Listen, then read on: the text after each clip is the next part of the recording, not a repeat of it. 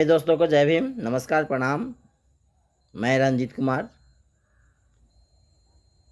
आप सभी भारतवासियों को ये भारतीय संविधान दिवस के शुभ अवसर पर आप सबों को हार्दिक अभिनंदन करता हूं और स्वागत भी करता हूं कि आज संविधान दिवस है।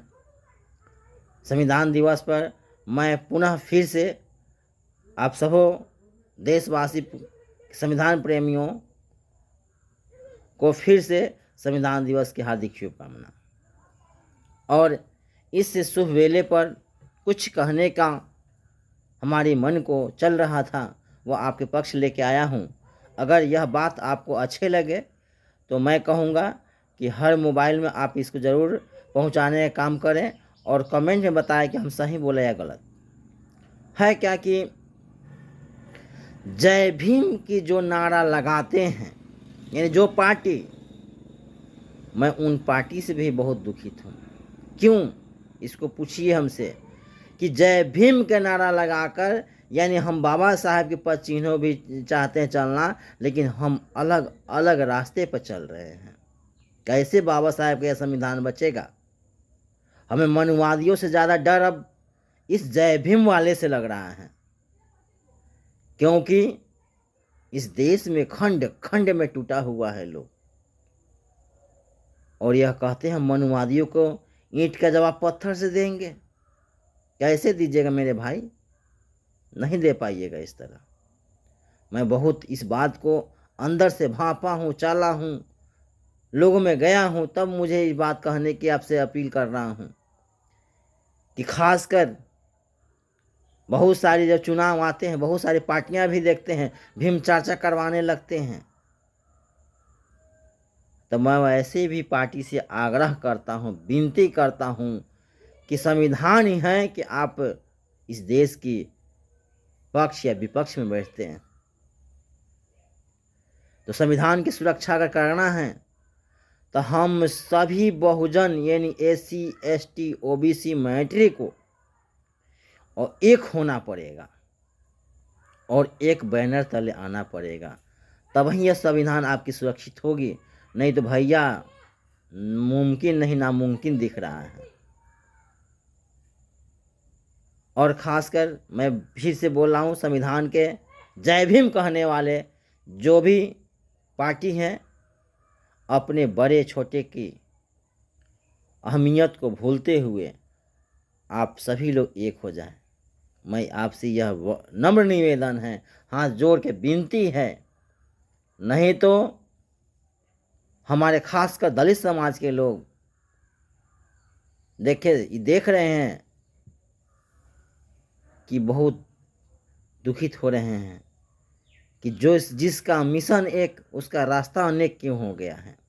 जिसका मिशन एक उसका रास्ता एक होगा, तब जाकर हमारे देश की SC ST OBC माइनॉरिटी का माने सत्ता आएगी।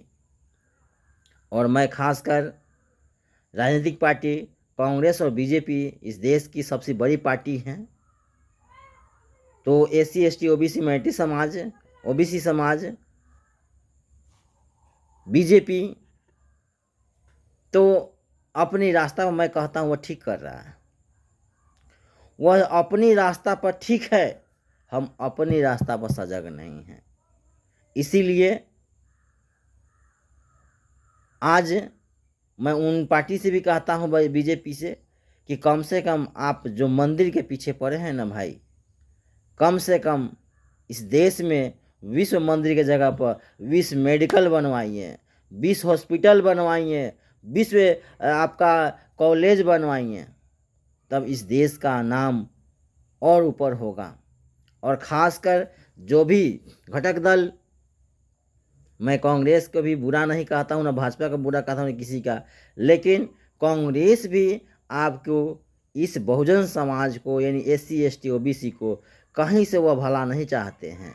क्योंकि सामने अभी चुनाव था झारखंड, महाराष्ट्र, जिसमें माननीय राहुल गांधी ने यूपी में जाकर माननीय अखिलेश यादव से गठबंधन करते हैं। जहां वो कमज़ोर होते हैं वहां गठबंधन कर लेते हैं। लेकिन वही झारखंड में माननीय अखिलेश यादव जी ने उनके साथ सीट शेयरिंग की बात की है तो उनकी बात सुना नहीं गया। इस बात से हमें ओबीसी भाइयों से भी आग्रह करता हूँ, इस बात को सोचिए, समझिए कि यह क्या हो रहा है। क्योंकि इस देश में जब तक दिल्ली की कुर्सी पर जय भीम वाली सरकार नहीं बनेगी, तब तक दलितों का, बहन बेटियों का इज्जत सरेआम लूटा जाएगा। ओबीसी का हक को हकमारी किया जाएगा। मुसलमानों का आतंकवाद कह कर मारा जाएगा।